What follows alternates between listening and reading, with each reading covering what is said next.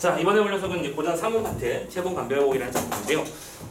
이 작품도 여전히 선생님 지금 솔직히 수능 특강 들어와서 야 이건 별로 안 중요해라는 거 손에 꼽을 만큼 없었지, 그지? 다 중요한 작품은 맞는데 이 작품은 어느 측면에서 좀 집중을 잘해줘야 하는가를 살펴보자면 이 녀석이 그러니까 뭐랄까 고전 소설의 어떤 전형성에서 벗어나려는 시도가 굉장히 많이 보여. 그러니까 쉽게 말하자면 참신한 인물형. 이게 이 작품의 특징이거든. 그러니까 뭔가 근대적 속성들이 많이 드러나는 편인데 그걸 제일 많이 찾을 수 있는 게 전형 1번 그러니까 인물이야. 근데 잠시 후에 이제 중심 인물을 통해서 전체적인 스토리 전개를 좀 보여드릴 텐데 이런 양상을 가만히 살펴보면 옛날에 어떤 고전 소설하면 이런 식이잖아. 나쁜 놈은 처음부터 나쁜 놈이고 조력자는 항상 도움을 주는 존재고 부모님은 항상 자식을 억성하면 이런 거. 자식은 항상 부모님의 말을 들으려고 하고 있지. 근데 그런 전형에서 많이 탈피한 부분들이 나타나고 두 번째 내용적인 측면에서도 어떤 근대적 특성들이 굉장히 많이 드러나. 자, 그래서 인물의 전형성을 탈피하는 부분들이 많이 보이고 사회상, 그러니까 근대 사회상이 보이고요. 근대 사회상이 나타나는 구절들이 있는데 지문 전체 스토리를 좀 보면서 설명을 좀 해드릴까 합니다. 보조자료 있으면 보조자료 보셔도 되는데 안 봐도 돼. 그냥 설명 들으세요. 자, 이 작품은 일단 기본적으로 보자. 김진사라고 하는 지방부호와 그 부인 사이에 아주 예쁘고 똑똑한 딸이 하나 태어나요. 이름은 채봉. 그래서 이 작품이 채봉 감별곡이고 일단 주인공이 여성 주인공입니다. 특징이 있죠, 그죠? 보통 남성 영웅이 등장하는 작품들이 아니라 이 작품은 여성이 주인공이라는 거. 아무튼 채봉이 등장했는데 스토리가 이렇게 흘러갑니다. 자, 김진사는 참고로 출세역이 있는 사람이에요. 출세역이 있어서 서울에 그러니까 지금 지방 출신 어떤 느낌이냐면 예를 들어 내가 구미에 살고 있는데 구미에서 되게 잘 나가. 근데 나도 서울에서 한번 잘 나가보고 싶은 거야. 그래가지고 서울에 관직을 구하러 수선을 하러 올라가는 길이었습니다. 올라갔는데 이 김진사가 그래서 누굴 만나냐면 허판서라는 사람을 만나요. 오른쪽에 쓸게요. 허판서라는 사람을 만나는데 이 사람은 판서야. 판서는 요즘 말로 번역하면은 각 부의 총리 같은 것들이 되겠죠. 뭐랄까 국방부 장관, 그치? 통일부 장관 이런 식으로 장관급 하는 사람인데 김진사가 허판서를 찾아가서 청탁을 들어가는 거야. 혹시 좋은 자리 있느냐? 내가 돈이라면 얼마든지 좀 찔러주겠다면서 이제 딜을 걸고 있는데 딜이 성사되고 있는 중이었고요. 그리고 참고로 이 장면에서 이제 우리는 뭘 찾을 수 있다? 바로 사회상 얘기를 확인할 수 있지. 매관, 매직이라고 하는 오케이? 사회상을 찾을 수 있다. 돈으로 지금 직급을 거래하려고 하는 중입니다. 됐죠? 근대적인 모습이죠. 그러니까 고전 작품에서는 항상 주인공이 잘나서 임금이 너 원수해 해가지고 원수가 되고 한리막사 되고 이런 식이잖아. 여기서는 근데 돈으로 살려고 하는 모습이 보입니다. 아무튼 허판서는 그래서 오케이 좋아 돈만 넉넉히 가져온다면요 이렇게 허락을 했는데 그러고 있는데 이제 심부름꾼들이 왔다 갔다 하면서 차도 한 잔 따라주고 먹을 것도 다담도 갖다 주고 하겠지. 근데 어떤 잘생긴 남자애 하나가 딱 시중을 딱 들고 가는데 김진사가 그 친구를 쳐다보는 거야. 근데 허판서는 보통 눈치가 보통 가는 사람이 아니니까 김진사가 얘가 남자를 좋아하나 하면서 궁금해서 물어보죠. 아니 무슨 일이길래 그 남자애는 이렇게 빤히 쳐다보시오? 했더니 김진사가 말합니다. 아이고 저에게 딱 관연한 딸애가 하나 있는데 이 딸애가 딱 결혼할 때가 됐거든요. 근데 딱 저 정도 생겼고 저 정도 뭐랄까 품새 어떤 분위기 그런 것들이 있으면 충분히 우리 사위 삼고 싶은데 참 아깝네요 라고 생각을 한다는 거죠. 참고로 그러면 이 김진사는 딸내미 통해서 장사해먹고 싶은 생각이 전혀 없었던 사람인 거예요. 됐죠? 자, 그러고 있는데 허판서가 그 얘기를 딱 듣자마자 번개처럼 뇌리에 꽂힌 단어가 있어. 젊은 여자애? 그리고 나한테 을관계인 이 새끼? 이렇게 되는 거지. 뭐 하는 거야? 너 딸 낳아줄래? 이렇게 되는 거야. 딸 애를 데리고 오면 내가 너를 내 바로 밑에까지 쭉 끌어당겨 줄게. 콜? 하는 거야. 그러자 그 얘기를 들은 김진사는 머리가 멍해집니다. 나는 지금 자기 분수를 어느 정도 알고 있었기 때문에 내가 무슨 고위 간식자가 되고 싶었던 것도 아니야. 무슨 하다못해 동사무소장 이 정도만 해서면 난 충분했었는데 얘가 갑자기 비서실장 이런 거 시켜준대잖아. 놀랍지? 그러니까 머릿속에 계산이 돌면서 자기 합리화를 시전해. 잠깐만. 그러면 허판서한테 신세를 지면 우리 딸아이는 오케이? 귀한 집안에 첩이 돼서 평생을 풍족하게 보낼 수 있고 나도 출세하는 거 아닌가 대박이네 하면서 오케이 콜을 외치고 오는 게 되는 거야. 그럼 뭐예요? 김진사를 통해서는 이 인물이 변화하는 모습을 찾을 수 있지. 오케이?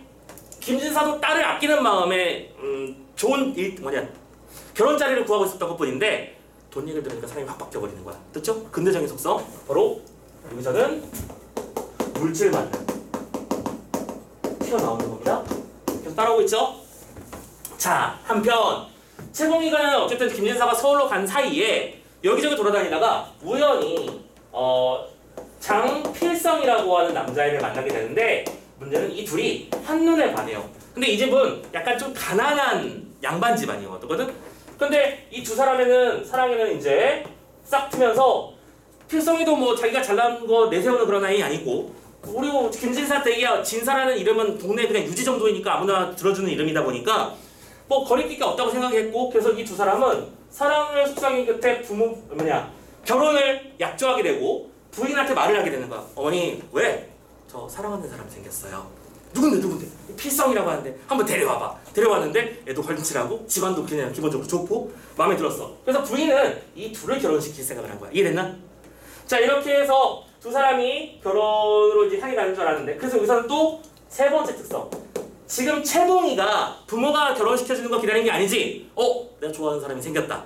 뭐야? 주체적 여성상이 튀어나오는 거야. 이거 선생님이 왜 이 자리들에 각각 쓰는지 이게 눈치를 잘 채셔야 돼요. 계속 따라오세요. 자 어쨌든 그래서 두 사람은 결혼을 약조하고 어머니의 허락도 받았고 김진사가 서울에서 내려오면 이제 결혼 확인만 하면 되는 거라고 생각했던 거야. 자 그리고 김진사가 돌아왔죠. 돌아왔는데 문제는 부인하고 이제 부인한테 막 말을 한 거야. 여보 왜요? 좋은 일이 있어. 뭔데? 이 허판서가 말이야 우리 딸내미에 관심을 보이더라고. 아이고 그냥 그 무슨 끔찍한 소리를 우리 딸내미를 그 늙은이한테 보낸다고? 하면서 화를 내다가 김진사의 부인도 설득당해요. 컴온 그렇게 되면 나는 고위 관직자 장관 부인이 되는 거잖아. 나는 장관 부인이 되고 내 딸내미는 부자랑 편안하게 살고 좋은 거다라고 생각해서 이 두 사람이 힘으로 눌러요 채봉이를. 자 결혼하자. 필성이 뭐 아깝지만 허판서보다 아니잖아. 그래서 강제로 장필성과 헤어지게 만들고 허판서와 함께 서울로 올라갈 준비를 하게 됩니다. 됐죠? 이렇게 서울 올라가는데 올라갈 때 이제 더 이상 이제 지방에 근거를 둘 필요가 없잖아. 그래서 집에 있던 모든 가산을 다 팔아버리고 채봉이를 딱 챙겨가지고 올라오려고 하는데 채봉이는 짐 정리할 게 좀 남아서 좀 나중에 따라갈게요 했고 그래서 이 두 사람은 이제 집안을 다 팔아가지고 가산을 수레안에 딱 실어가지고 올라가고 있었어. 그런데 이 집안에 평지풍파가 들어가죠. 바로 이 사람들이 옮기고 있던 전 재산을 모두 도둑질 당해요. 돈을 잃어버렸어요. 그런데 그 와중에 채봉이는 심지어 도망을 갑니다. 사랑의 도망을 선택해요. 왜? 이 사람이랑 결혼하고 싶지 않거든. 결국 김진사는 서울로 올라가는데 허판서를 만났어. 허판서가 뭐라고 하겠지? 야 딸내미는 애가 도망을 갔어요. 야 그래 뭐 짜증나긴 하는데 그러면 예전에 했었던 첫 번째 걸로 하자. 돈이라도 줘. 돈도 잃어버렸는데요. 뭐 이 새끼야 장난해? 그래가지고 김진사를 감옥에 가둬버려요. 자 김진사가 감옥에 갇혔고 또 그런데 채봉이는 도망을 가긴 갔는데 그 와중에 부모님이 감옥에 갇혀있고 우리 집안에 풍부하게 났다는 소리를 듣죠. 그러면 어쨌든 얘를 빼내려면 또 다시 뭐가 필요해? 돈이 필요하잖아. 그래서 자신의 신분을 기생으로 바꿔. 즉 쉽게 말하자면 자기의 몸을 돈 주고 팔아요. 기생집에. 오케이? 그래서 그 돈은 올려보내가지고 김진사를 풀고 자기는 기생이 되어서 살아갑니다. 됐죠? 자 그러던 와중에 새로운 등장인물이 한 명 튀어나오죠. 바로 여기다 쓸게요. 이보국. 이 사람은 그래서 이강사라고 표현됩니다. 그러니까 이쪽은 누가 봐도 악역이야. 근데 이쪽은 누가 봐도 착한 인물입니다. 조력자예요. 자, 이보국이라는 감사. 그러니까 감사는 참고로 이 판서들을 통솔하는 감찰국. 그러니까 쉽게 말하자면 검찰청 사람이란 말이야. 힘이 더 좋죠. 근데 이 사람이 어느 날 한 아이의 소문을 듣는 거야. 분명히 체신도 분명히 훌륭하고 몸가짐도 너무 반정어 바릇한 아이인데 뜬금없이 기생이 되어 있는 아이를 한번 만나. 그래서 그 채봉을 보고 사연을 묻지. 어떻게 된 거냐 해가지고 제가 지금 원래 신분은 그렇지 않는데 이렇게 됐다라고 하는 얘기를 듣고 이보국이 채봉이를 돈 주고 사와요. 오케이? 돈 주고 사와. 그러다 보니까 보국이는 그래서 이 채봉이를 참고로 여기서는 이성으로 계산하는 게 아닙니다. 딸내미처럼 키워요. 마치 딸인 것처럼 진짜 딸 저리 가라는 만큼 아끼고 사랑해주면서 키웁니다. 그래서 잘 나가고 있는데 자 한편 장필성이가 지금 낙동강 오리알이 됐지. 근데 이 필성이는 그 사이에 채봉이가 몸을 팔아서 기생이 되었고 그 돈을 다시 보국이가 갚아줘서 딸처럼 길러지고 있다는 소문을 듣고 자신의 신분을 버립니다. 즉 자신의 양반 신분을 버려버리고 뭘 선택해? 이방을 선택해. 이 사람은 판서, 그러니까 어떤 지방의 고위간직자니까 비서관들이 필요할 거 아니야. 얘가 비서관으로 들어가는 거야. 그래서 여기서는 뭐냐면 신분제의 동요 얘기를 하게 돼. 자 키워드들이 딱딱 보이시나요? 오케이. 아 이거 하나 빼먹었다 선생님. 여기다 써야 돼. 축첩제도. 아 빼먹었네. 이건 무슨 뜻이냐면 첩을 둘 수 있었다. 남자가 한 명의 남자가 여러 명의 여자를 둘 수 있었다. 그런 뜻입니다. 됐죠? 자, 아무튼 신분제 동요를 통해서 얘는 이방으로 내려와요. 이방은 원래 서인들이 하는 거거든. 그래서 장필성이 채봉이를 결국 만나고 두 사람은 또 편지를 주고받으면서 썸을 타고 있었죠. 근데 이보국은 모르고 있다가 그 다음부터가 바로 우리가 보는 지문의 내용이야. 그 사건의 전말이 밝혀지면서 결국 이보국이 어느 날 채봉이한테 물어보게 되죠. 채봉이가 울고 있길래 너 왜 울어? 했더니 실은요 하면서 자신의 과거 스토리를 다 말해주고 아 필성이가 그런 거였어? 내가 내일 만나게 해줄게. 필성이를 따로 불러가지고 두 사람을 독대하게 만들어주고 두 사람은 행복하게 살고 이감사는 그 얘기를 듣고 허판서를 처방하고 됐지? 이런 식으로 작품이 흘러가는 거라고 생각하면 돼. 자, 선생님이 약간 시간을 좀 길게 들여서 전체 스토리를 말씀을 드렸습니다. 근데 말씀드리면서 뭘 섞었는지 감이 잡히시죠? 자, 노란색으로 쓴 이런 인물들의 전형성을 보았을 때 여기 동그라미 친 녀석들 아니다. 이쪽은 네모를 칠게요. 표시를 좀 바꿔봅시다. 자, 동그라미는 이 작품의 주역들, 그치? 그리고 이 사람 조력자, 긍정적 역할을 맡은 사람. 그리고 허판서는 악역이야. 그런데 여기서 이 김진사와 부인의 모습이 개성적이라는 거지. 왜? 저 마냥 아들만 딸만 생각하는 딸바보 같은 사람들이었다가 돈 앞에서 그치? 한순간에 태도를 바꾸는 이체적 인물이 나타나는 것이고요. 또 채봉이는 솔직히 이쪽에서 자신의 남편을 직접 선택하고 그리고 부모님을 구하기 위해서 자신의 몸을 파는 여러 가지 모습을 통해서 어떤 사건을 닥쳤을 때 주체적이고 능동적으로 사건을 해결하려는 여성의 모습이 보인다는 거 중요한 요소가 되겠죠. 그리고 이러한 사건 전개 속에서 파란펜으로 써놓은 뭐가 보인다? 사회상이 보인다. 이런 것들을 중심으로 잘 기억해 놓으시면 만약에 이 작품이 연기 작품으로 등장한다고 해도 여기 집중해서 읽어 나가시면 좀 편안하게 읽을 수 있을 거라고 생각해요. 됐죠? 자, 오케이. 작품의 내용은 여기까지 정리하시면 될 것 같고요. 그러면 이제 한번 지문을 읽어볼까요? 가봅시다. 앞부분의 줄거리가 살짝 나와있죠? 평행검사, 김진사, 블라블라블라.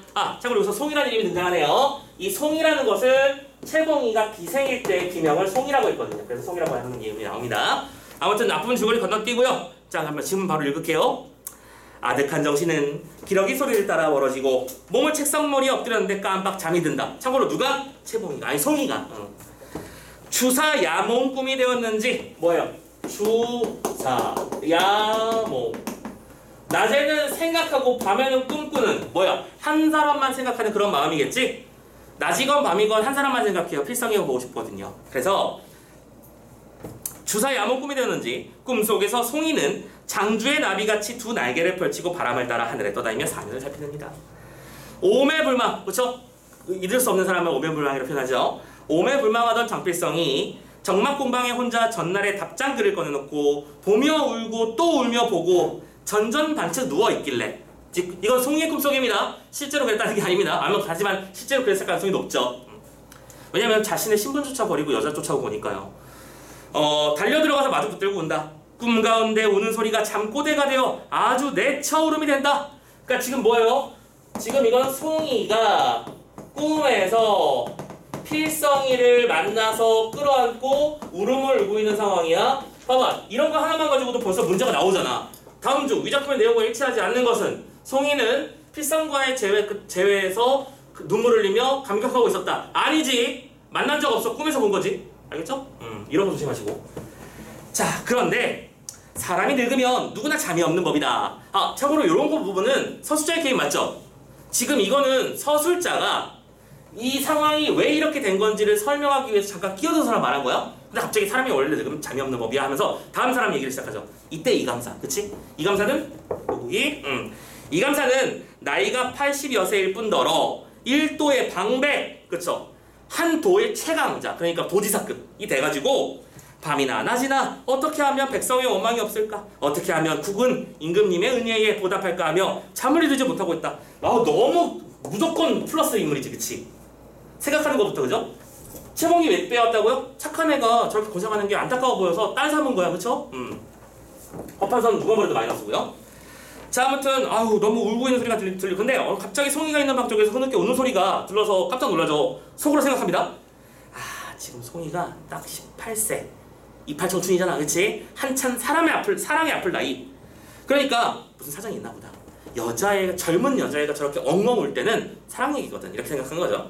아무튼 그래서 가만히 살짝 나와봅니다.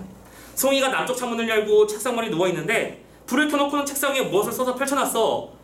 이상한 생각이 들어서 가만히 슬쩍 들어가. 얘는 자고 있고요. 주지를 펼치고 보니, 그 종이를 펼쳐보니까 바로 뭐예요? 추풍감별고, 지금 뭐냐면 이감사가 잠든 송이 옆에 놓여있는, 자, 책 이름이죠? 추풍감별고. 그럼 얘들아, 우리는 이런 녀석을 보고 뭐라고 하죠? 소재 혹은 매개라고 부르죠. 작품 속에 등장한 소재입니다. 그럼 도대체 이 소재의 역할이 뭔가를 생각해 봐야겠죠. 딱 보자마자 우리는 이감사가 이 글을 보고 얘 사랑의 아픔을 겪고 있구나 알 수 있다는 걸 확인할 수 있지. 즉 이후 사건의 전개의 실마리가 되는 소재야. 듣죠? 매개물로서 기능하는 거 잘 기억해 놓으시고요. 웬 노래 하나를 써놨어 얘가. 이감사는 그 글을 대강 보고는 오케이, 무슨 내용인지 알겠어요. 이별의 슬픔을 노래하고 있거든. 손으로 흔들어서 송이를 깨웁니다. 송이는 깜짝 놀라 눈을 떠보니 이감사거든. 대경 7세 깜짝 놀라 일어납니다. 이감사가 그 종이를 말아 들고는 송이야, 놀라지 말거라. 비록 상하지분이 있으나 내 너를 친딸이나 다름없이 귀하게 여기고 있으니. 뭐예요? 상하지분이라는 건 무슨 뜻이야? 상하지분, 위와 아래 구분을 말하는 거죠. 누가 누구 사이? 감사와 그 감사가 개인적으로 사들인 기생의 신분이야. 당대 사회의 나쁜 놈들의 입장에서 보면 첩 하나 데리고 있는 건 일도 아닌 거잖아. 젊은 여자 하나 데리고 있는 거. 근데 얘는 그게 아니라고. 얘를 뭐처럼 여긴다고? 너를 친딸이라 다름없이 친딸. 그쵸? 대리적 용어 맞죠? 우리는 감사와 기상이라는 신분 차이는 있지만 난 너를 딸처럼 여기고 있으니까 아빠처럼 생각해서 좀 말 좀 해달라고. 그래서 무슨 사정이 있거든 내게 말을 좀 해줘. 오늘 심중에 미한한 일을 한이 된다는 뜻입니다. 한이 되는 일들을 있으면 다 말해. 이 자식아, 나는 너를 딸같이 생각하는데 너는 나를 아비같이 생각하지도 않고 이 같은 원한을 가지고도 말을 안 하고 있었냐 그동안 바보같이. 그러면서 이렇게 엉엉 울고 있느냐고. 꿈에서 울 만큼이면 뭐 말 다 했지. 소녀는 당황해서 어쩔 줄 모르다가 입을 엽니다. 소녀의 죄 만사 무섭 10,000번 죽어도 애석하지 않습니다. 죄송해요 하면서 이감사 허허 웃으니 내가 너의 소회를 듣고자 하니 마음에 있는 대로 다 말해봐. 뭔데? 송이가 한출천배. 무슨 뜻이야? 땀 한자예요. 그쵸? 땀을 뻘뻘 흘리면서 몸이 떨려 말을 못하고 서 있으니 감사가 또 말을 재촉합니다. 근데 참고로 이거 왜 말을 못하는 거냐면, 그러니까 이감사가 송이의 입장에서는 자기를 돈 주고 사왔으니 나를 여자로 여길 거라고 생각했겠죠. 그쵸? 그리고 너무 높은 사람이고요. 근데 실은 나는 따로 사랑하는 사람이 있다는 말을 한 적이 있다 없다? 없다. 그러니까 이걸 거짓말이라고 생각했고 거짓말이니까 떨고 있는 겁니다. 이처럼 물어보시니 어찌 기망하겠습니까? 기망, 속이다. 하면서 눈물을 닦고 두 손을 모아 단정히 섭니다. 그리고 당초에 하면서 부분 이렇게 묶어보자 얘들아. 당초에부터 시작한 건 그동안 있었던 일을 제시해주는 건데 이렇게 설명하죠. 당초의 후원에서 장필성과 그를 화답하던 일과 그 모친이 장씨를 불러 혼인을 약속했었던 일. 자, 과거사죠. 오케이? 엄마는 허락했었다고 했었지. 그리고 김진사가 서울로 올라가서 벼슬을 구하다가 허판서와 관계가 된 일. 허판서가 저를 별실, 첩으로 들으라는 얘기를 김진사는 허락했으나 저는 누구야? 송이지? 아니, 송이가 아니고 채봉이지 정확하게는. 채봉이는 장씨와의 약속을 지키느라고 말리고에서 도망갔고 그 후 모촌이 찾아 내려와서 주는 소식. 몸을 팔아 돈을 주어 서울로 올려보냈어. 왜 그랬을까? 네 아버지가 잡혔다. 그리고 기생이 된 후에도 장씨를 잊지 못하고, 자 여기 잘 봐. 글을 써 해답할 사람을 구해 장씨를 다시 만나 몸을 허락한 일. 그치? 착각하지 말아셔야 되는 건, 자 여기서 뭐뭐 일까지 묶어주세요. 일단 이것부터 먼저 하자. 당초부터 여기까지 얘기는 결국 그 과거에 있었던 이야기들을 어떻게 한 거야? 요약적으로 제시한 것이죠. 요약 제시 체크. 사건의 전개 속도를 빠르게 해주는 효과가 있습니다. 맞나요? 체크해 주시고요. 하나 더. 그리고 우선 조심하고 쓰면 좋겠다라고 생각되는 부분이 뭐냐면 요 마지막 일을 생각해 보면 말이야. 착각하면 안 되는 게 이게 그러니까 일치불일치 문제에서 써먹기 되게 좋은 녀석이거든. 이런 거를 일단 디테일을 봤으면 좋겠어. 결국 지금 장필성이랑 채봉이는 이 긴 전개 속에서 계속 연락을 취했다 취하지 못했다. 취했다야. 왜 고개를 걸어줘? 고개 연락했어요. 두 사람은 헤어져 있는 동안에도 각자 편지를 주고받으면서 소식과 안부를 서로 전달받고 있었던 거야. 근데 우리는 쉽게 이렇게 생각하지. 두 남녀가 헤어졌으니 아마도 서로 소식을 몰라 헤매다가 우연히 만나지 않았을까. 그게 우리 일반적인 생각이잖아. 그쵸? 근데 이 작품에서는 머릿속 분명히 편지할 사람을 구해서 계속 얘기를 주고받았어. 그래서 장필성이도 채봉이가 어딘지를 알고 이 보고 밑으로 들어왔던 거잖아. 됐죠? 자, 조심해 주시고요. 다 말했습니다. 하면서 대감의 하늘 같은 은혜는 결초 부은에도 잊지 못하겠나이다 하면서 엎드려 옵니다. 당신이 나를 기생으로 사왔는데 나는 딴 남자가 있다며 이러고 있으니 죄송합니다 라고 말하는 거죠. 감사는 송이의 등을 어루만지며 송이야 울지 마라. 네 사정이 그런 줄 알지 못했구나. 그러나 오늘 알게 됐으니 어찌 네 소원 하나 못 들어주겠느냐. 이제 보니까 장필성이도 이거 이방으로 들어온 것이 그치 사정이 있어서 이방으로 들어온 것이로구나. 내일은 장필성이를 불러다가 네가 볼 수 있게 해주겠다. 만약에 이보국이 탐욕스러운 부정적 인물이었으면 장필성강에 가기를 아작내려고 노력했겠지. 그치? 근데 만나게 해준대잖아. 너무 착한 사람이야. 눈물이라 하는 것을 인정해 지극한 이슬이라. 이것도 뭐예요? 서술자의 개입이죠. 오케이. 눈물은 원래 이렇게 지급한 법이야 라고 설명하면서 그러므로 억울하고 그리워도 눈물이 나고 좋고 반가워도 눈물이 나는 법. 송이는 이감사의 말을 들으며 다시 눈물이 떨어짐을 깨닫지 못한다. 그러니까 지금 송이가 두 번 울었대. 맨 앞에서 잠잘 때 흘렸던 눈물은 의미가 뭐라는 거야? 그리움, 사랑하는 사람의 그리움이야. 됐지? 근데 지금 여기서 이감사 앞에서 흘리는 눈물은 무슨 뜻이라고 설명한 거야? 바로 감사한 마음인 거지. 그래서 눈물에도 종류가 있다라는 것을 뭘 통해서 보여줬지? 서술자의 개입으로 보여줬지. 야, 이거 중요한 거 아니야? 소재의 의미, 차이를 비교하는 문제를 로맨도 될 수 있는 거잖아. 그치? 위의 눈물과 밑의 눈물은 뜻이 다르다는 것을 서술자가 직접 개입해서 보여주고 있었습니다. 확인됐죠? 오케이. 하면서 어디 갔어? 그러다가 부모 생각이 새로 나서 감사하게 다시 말을 합니다. 근데 여기서 그냥 감사합니다 하고 끝나는 게 아니야. 우리 채봉이는 그런 와중에서도 부모님을 또 생각하죠. 이렇게 보살펴주시니 하정, 아래 것을 대해주는 그 정이 만극합니다. 그런데 소녀의 부모가 소녀로 인해 곤경에 처했으나 아직 소식을 모르오니 이 또한 원한입니다. 그러니까 지금 이 작품은 주체적인 여성상이 등장한 것도 사실이지만 동시에 굉장히 유교적 이념을 지키려는 모습이 또 많이 보이고 있습니다. 그쵸? 부모님을 생각하는 마음도 마음이거니와 참고로 부모님이 있어야 이 둘 사이에 결혼을 허락해 주실 테니 그죠? 부모님이 꼭 필요한 것도 있을 것이고요. 그래서 부모님이 걱정된다라고 말했더니 감사는 이 말을 듣고 송이를 오히려 더 기특하게 여겨요. 이 새끼 봐라 또 더 달라네 이게 아니고 부모부터 좀 챙기려고 하는구나 역시. 그죠? 지금 사연은 내가 나 말을 해서 한 거고 얘가 소원은 얘가 따로 부탁한 소원인 거니까. 부모를 생각하는 마음이 더욱 가상하구나. 효열지심 이른바 천심에서 나오는 말이로다. 오냐 그것도 급히 주선에 알게 할 터이니 모두 염려 말거라. 너무 착한 아저씨야. 하고는 안방으로 건너와 혼자 누워선 송이가 주지에 쓴 추풍 감별곡을 여러 번 보며 칭찬을 그치지 않는다. 그치 뭐예요? 얘 너무 잘 썼어. 와 대박. 어떻게 이렇게 써? 아까는 뭐였어? 대충 훑어봤잖아. 그치? 스토리가 뭔지만 대충 봤는데 지금은 하나하나 읽어보니까 야 대꾸법 우와 감각적 심상 와 이런 거 있었겠지. 그치? 좋다고 하면서 계속합니다. 이튿날 자 읽을 때 이렇게 이튿날 같은 단어 등장하면 당연히 끊어주셔야 되는 거 알고 있죠? 지금 시간이 바뀌었습니다. 다음 날입니다. 조조! 여러분들 조조 할인 같은 말 들어본 적 있죠? 아침 이른 시간에 이감사가 장필성이를 부르죠. 필성이 속으로 생각합니다. 사토께서 이렇게 일찍 부르시는 일이 없는데 도대체 왜 부르시지? 하고 무단 인사. 그동안 아침 잘 주무셨습니까? 라고 인사를 했죠. 이감사는 반가워하며 어서와서 이 별당으로 들어와봐 라고 말합니다. 참고로 이 별당이라고 하는 게 뭐냐면 별도로 만들어 놓은 공간이라는 뜻인데 일반적으로는 여성이 기거처가 별당입니다. 알겠죠? 남성들이랑 섞여 지내지 않으니까요. 아무튼 별당으로 오래? 내가 별당을 왜 들어가? 하면서 따라가도록 갔습니다. 감사가 방으로 불러들이 앉힌 다음 이번엔 누굴 불러? 송이를 부르지. 송이가 별담으로 따라와 들어왔습니다. 필성과 서로 만나자 소스라치게 놀라고는 말없이 마주 앉았어요. 조심하자. 왜 말이 없을까? 지금 송이랑 필성이가 대놓고 같이 앉았잖아. 왜 아무 말도 안 하는 거야? 누가 모르는 거거든.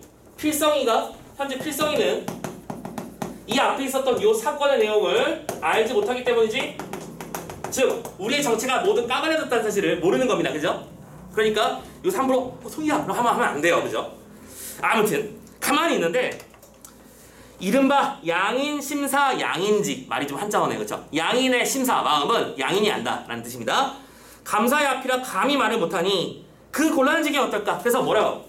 이 사람이 얘 둘이 송이랑 필성이는 감사의 앞이라서 그런 거다라고 말하면서 자꾸 끼어들어. 뭐예요? 지금 이 장면도 서술자의 개입입니다. 맞죠? 두 사람이 아마 엄청 안타까워. 그지? 하면서 물어보고 있는 거잖아. 자, 계속 이 감사가 껄껄 웃으며 필성이를 보면 말합니다. 필성아, 야 너 송이 보려고 이방의 천역은 천한일이라는 뜻이잖아. 이방 같은 천한일을 지원하고 들어온 지가 얘는 7달이 되어도 못 보다가 오늘 서로 만나보니 어떠하느냐. 그쵸? 여기에 오면 송이를 만날 수 있을 거라고 생각하고 이방의 자원에서 들어왔는데 그동안 실제로 본 적은 없는 거야. 그지? 필성이는 더욱 놀라서 어찌할 줄을 모르다가 일어서서 절을 합니다.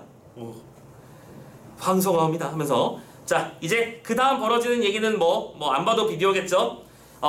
감사합니다 하고 두 사람은 이제 행복한 시간을 보내고 감사는 또 부모들 소식을 알아다가 구출해주고 판사 죄를 판결하고 이렇게 아름다운 결말이 되는 작품이라고 생각하시면 되겠습니다. 오케이. 자 지문 다 봤어요. 이 작품 어디에 집중하라? 요거는 꼭 어디가 필기해서 남겨놓으십시오. 알겠죠? 꼭 기록해 놓으시고요.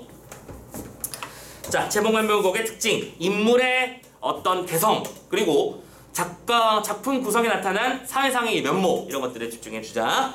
뭐 문제 근데 패턴은 똑같아요. 보면 그러니까 1번 문제에서 필성이 이감사는 송이가 이러고 있는 거, 그치? 인물과 사건 문제고, 두 번째 서술자의 설명, 서술자의 표현, 서술자의 평가 이런 거 있잖아. 지금 2번 문제가 왜 있는지 알겠지?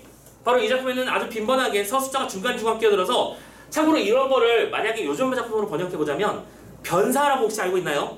변사 같은 사람이 그 스크린에 무성영화 하잖아. 무성영화. 옛날에 무성영화였지. 소리가 안 났습니다. 그래서 화면에서 막 어떤 스토리가 지나가면 저들의 사랑 이제 어떻게 될 것인가 하면서 설명해주는 저 근대적인 요소가 등장했다는 거야. 그것 때문에 낸 거고요. 자 마지막 세 번째는 낯선 개념이랑 낯설지도 않아 솔직히. 신원 모티브 소설이라는 말 보이지? 근데 얘들아 신원 소설 처음 듣는 말 절대 아니지? 선생님이랑 추정전 얘기를 다 같이 했다고 기억나십니까? 물론 스치듯 얘기한 건 맞지만 신원설화는 억울함을 푸는 이야기라고 했었습니다. 그래서 억울한 죽음을 당한 여인이 자신의 억울함을 풀고자 도움을 요청하고 수령이 해결해주는 그런 스토리가 있으면 신원 모티브라고 부른다는 것이지. 참고로 이 작품도 신원 모티브가 있죠. 뭐냐면 억울한 여주인공의 입장을 이보국, 이감사가 다 해결해주고 있었으니까요. 그래서 그런 코드를 가지고, 근데 이 문제의 요소를 잘 보면 1번 관직을 매매하는 당시 사회의 부조리 됐지? 그리고 3번 이감사가 채봉의 훌륭한 인품을 알아보는 비범한 능력을 발휘함. 그리고 5번 채봉이 가족을 위해 희생하며 사건 해결의 역할을 한다. 이런 식의 말들을 보면서 작품 속에 등장하는 몇 가지, 그러니까 선택지에 등장하는 몇 가지 키워드를 하나 좀 잡았으면 좋겠는 게 첫 번째 사회 부조리라는 단어는 바로 아까 선생님이랑 같이 봤더니 파란펜 라인, 그렇지? 요것들을 확인하라는 얘기인데 3번 선생님이 아까 읽었잖아. 그 채봉의 훌륭한 인품을 알아보는 비범한 능력. 거기 좀 묶어볼래요? 채봉의 훌륭한 인품을 알아보는 비범한 능력. 참고로 그거를 되게 있어 보이는 영어로 다음과 같이 4글자로 표현합니다. 지인지감의 화소다라고 해요. 이것도 화소예요, 여러분들. 다시 한번 지인지감. 남들은 모르는 이 사람만 가지고 있는 뛰어난 점을 미리 캐치하는 능력. 오케이? 그래서 참고로 이 지인지감 화소라고 하는데 이거 수능 특강이 2년 전에 나왔던 개념이기도 하고요. 오케이? 모의고사에도 출제됐던 개념입니다. 아시겠죠? 지인지감 화소라고 부른다. 이게 지금 처음 보는 것이 아니길 바란다는 뜻이야. 알겠지? 지인지감 화소라고 하고 사람의 인물됨을 미리 알아보는 능력이다. 체크해 주시면 되겠습니다. 자, 그리고 5번 그 신원소 가족을 위해 희생하며 사건 해결 역할을 한다. 이건 무슨 얘기하는 거야? 주체적 여성상. 오케이? 그래서 우리가 봤던 이 파란펜 라인을 문제로 묶어내면 이런 식으로 변형될 것이다 라고 하는 키워드를 기억하셨으면 좋겠기에 말씀을 드리는 거예요. 되셨죠? 오케이. 자, 이렇게 3번 문제까지 해결을 했고요. 참고로 마지막에 4번 문제에 19랑 비교하는 문제가 나와 있는데 솔직히 이거는 이렇게 나왔으면 비교할 거 딱히 없어. 그냥 구절을 이미 파악하는 거고 작품의 내용이 당연히 이 채봉에 대한 아니지 거꾸로 말했네. 필성에 대한 채봉의 그리움을 표현할 것일 테니까 각각에 나타나는 구절의 특징을 잘 연결만 시켜주시면 그렇게 어렵지 않게 풀 수 있을 겁니다. 이건 너무 5번이죠? 지금 그 허판서의 별실자리와 장필성이 아는 사이에서 갈등은 할 적이 없잖아. 스토리를 알면 절대로 풀릴 수가 없잖아. 그래서 그냥 이런 문제가 있다는 것만 체크하고 넘어가도록 하겠습니다. 됐죠? 자, 그럼 잠깐만 또 끊어갑시다. 끊고 오셔.